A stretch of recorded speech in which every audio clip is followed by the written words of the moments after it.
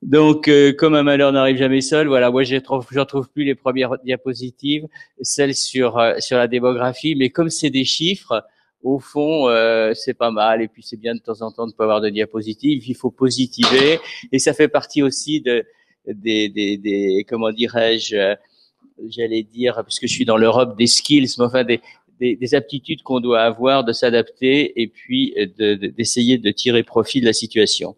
Donc, au lieu de vous asséner des diapositives avec des chiffres, je vais vous asséner les chiffres sans les diapositives. Mais en gros, vous allez voir le message, c'est de comprendre un petit peu quelle est la démographie des internistes en France et au fond, quel avenir vous avez dans cette profession.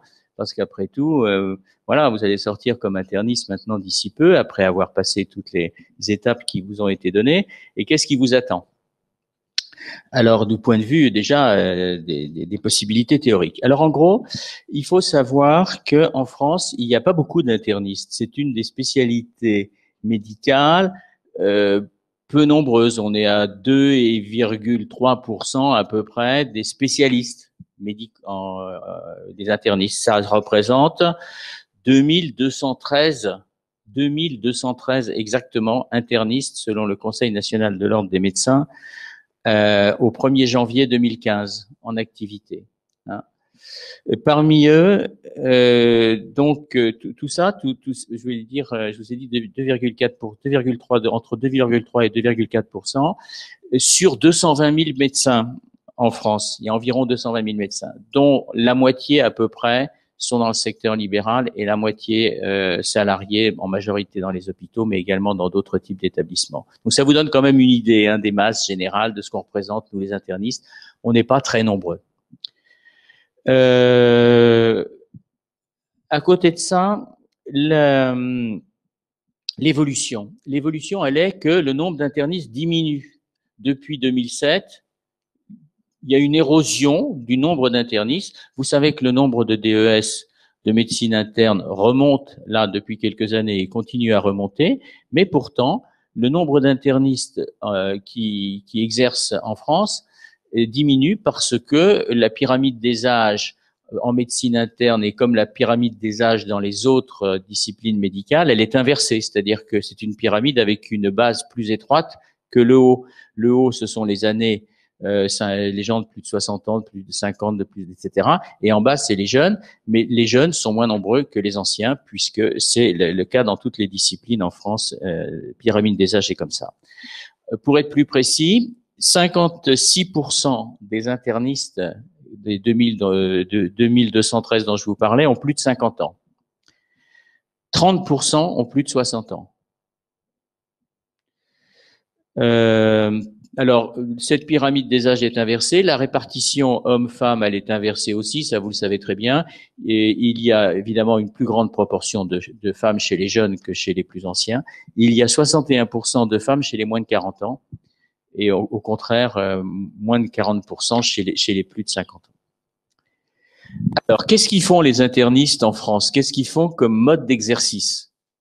Ça, c'est important parce que c'est ce qui vous attend, en quelque sorte. On peut toujours inventer des choses nouvelles, mais en gros, on a plutôt tendance à remplacer ceux qui vont partir à la retraite. Alors d'abord, il faut savoir que la médecine interne, vous devez le savoir, mais je vous le confirme, est avant tout une spécialité de salariés. Thierry Généraux, qui est là, va nous parler tout à l'heure de la médecine libérale. Je ne dis pas que ça n'est pas important, et au contraire, c'est en train de se redévelopper et d'augmenter, mais les faits sont là, les chiffres sont là. Pour la majorité, c'est une discipline de salariés. 86% des internistes en France sont salariés, essentiellement dans des hôpitaux publics ou assimilés, et hôpitaux participant au service public, par exemple, et autres structures. Les libéraux exclusifs, comme Thierry, qui vous en parlera tout à l'heure, sont 7%. Ils sont 158. Donc, ils sont nettement minoritaires. La médecine interne reste une spécialité essentiellement exercice hospitalier. Ceci dit, il y a l'exercice mixte qui s'ajoute aux libéraux purs, hein, dont je vous ai parlé tout à l'heure. Les libéraux exclusifs, ils sont 158, mais ça n'empêche qu'il peut y avoir aussi un exercice mixte, c'est-à-dire des libéraux qui sont praticiens attachés ou qui sont même praticiens hospitaliers à temps partiel et qui peuvent être par ailleurs avoir une activité libérale. Hein. Et ça ne compte pas l'activité libérale qu'on peut avoir quand on est, mais ça on vous en parlera tout à l'heure plus tard dans les carrières hospitalières, on peut avoir une activité libérale en tant que PH ou en tant qu'hospitalo-universitaire, mais c'est autre chose. Parce que c'est une activité libérale au sein de l'hôpital, alors que là je parle d'une activité libérale ailleurs. Alors ensuite, il y a du point de vue démographique, vous savez très bien que le sujet de la répartition des médecins en France est un sujet majeur. On parle des déserts médicaux, etc. C'est un sujet bien connu et rabâché. Pour la médecine interne, c'est un peu la même chose. Hein. C'est-à-dire qu'il y a des départements ou des régions à forte densité et puis d'autres à faible densité. Je vous donne simplement celles qui sont à forte densité, c'est Île-de-France, Bretagne-Ouest, Aquitaine, Limousin, Touraine, Alsace, Champagne-Ardenne, Languedoc-Roussillon, Bouches-du-Rhône. Et puis, il faut dire aussi que dans les départements, dans les régions qui sont à faible densité, c'est-à-dire tout le reste de la France, c'est là qu'il y a les internistes les plus âgés.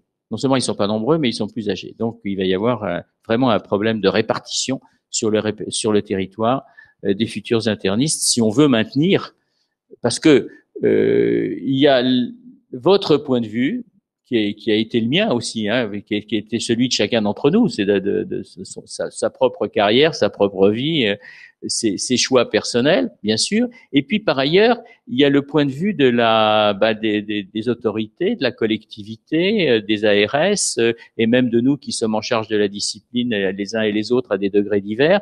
C'est quand même d'essayer d'assurer la mission de la médecine interne, et en particulier d'avoir au moins un service de médecine interne par hôpital d'aigus d'adultes dans toute la France. Et pour ça, il faut bien que les internistes y soient. Donc, le renouvellement, comme je le disais, est un problème majeur, hein, du fait du vieillissement de la population des internistes comme des autres spécialistes. Hein. On n'est pas plus vieux que les autres, hein, mais c'est la situation dans toutes les spécialités. Et malgré l'augmentation des DES là actuellement, on n'attend pas dans les 5 ans qui viennent, on n'attend pas qu'on soit en positif par rapport au départ. Alors, je voulais vous dire aussi que les perspectives à court terme, hein, donc, qu'est-ce qu'elles sont? Eh bien, c'est que pour toutes les raisons démographiques que je vous ai données, c'est-à-dire des besoins, eh bien, les ARS sont très, très intéressés par les internistes. Il y a un intérêt pour les internistes. On est intéressé de les prendre, de les avoir dans les hôpitaux, etc. Alors après, il faut avoir envie d'y aller, il faut que les conditions soient remplies, etc. Ce sont d'autres sujets. Il y a des questions personnelles, de vie, etc. qui entrent en jeu. Mais en tout cas, les gens sont intéressés par vous. Ils ont envie de vous avoir. Hein. Ça, c'est important. Parce que on pourrait au contraire dire, oh là là, il va falloir trouver une place et se batailler, jouer des coudes. Non, vous êtes dans une situation plutôt avantageuse actuellement. Il faut savoir que si on vous attend en médecine interne dans ces hôpitaux et dans ces services, c'est pas forcément pour les activités les plus élitistes ou les plus excitantes au plan intellectuel que vous avez développé au cours de votre M2 ou au cours de votre année recherche, etc. Mais c'est pour faire en plus, et je dirais même principalement, une médecine hospitalière de qualité, beaucoup de pathologies beaucoup plus courantes. On n'a pas besoin uniquement d'internistes pour la prise en charge des maladies rares, des cas exceptionnels, des malades difficiles, du diagnostic des cas complexes, etc., ou des maladies systémiques. On en a aussi besoin, et je dirais même surtout, du point de vue des nombres des malades à prendre en charge, pour les pathologies courantes hospitalisées, et notamment pour ce qu'on appelle l'aval des urgences. Donc aujourd'hui, la médecine interne est bien reconnue pour ces deux volets. Il peut y avoir des variations, il peut y avoir des directeurs d'hôpitaux plus ou moins butés qui n'ont pas tout compris ou des ARS qui ont des priorités à faire valoir ici ou là. Mais globalement, la médecine interne est bien reconnue pour ces deux volets. Celui dont j'ai parlé, c'est-à-dire une prise en charge des patients hospitalisés pour des pathologies courantes et pour assurer les besoins de proximité, et en même temps la médecine de recours et d'expertise que l'internisme peut apporter. Alors, quelles sont les évolutions maintenant attendues? Je vous l'ai dit, si on se place à peu près, maintenant, si on se place à peu près à 2020, j'avais une diapositive comme ça qui permet de résumer un petit peu la situation. Bon, d'abord, on va avoir une chose, parce qu'il existe actuellement encore des internistes comme moi, et peut-être qu'il y en a d'autres dans cette salle, qui ont eu deux spécialités, c'est-à-dire qui ont fait la médecine interne et une autre spécialité. Moi, j'étais rhumatologue et interniste. Bon, mais c'était un autre temps. Nous allons arriver à épuisement de ces dinosaures. Ils vont passer dans l'autre camp, et il n'y aura plus que des internistes issus du DES, comme vous, c'est-à-dire à spécialité unique. Donc, ce sera déjà plus clair, parce que ça compliquait un peu les choses. La deuxième chose, c'est l'augmentation du nombre de femmes, le pourcentage de femmes, ça c'est évident, mais comme dans toutes les spécialités. Je pense aussi qu'il y a une tendance actuellement à l'augmentation du pourcentage et du nombre, bien sûr, d'abord, et puis enfin en pourcentage, bien sûr, aussi, d'internistes dans les établissements privés, notamment dans les cliniques privées, mais ça, Thierry va vous en parler globalement.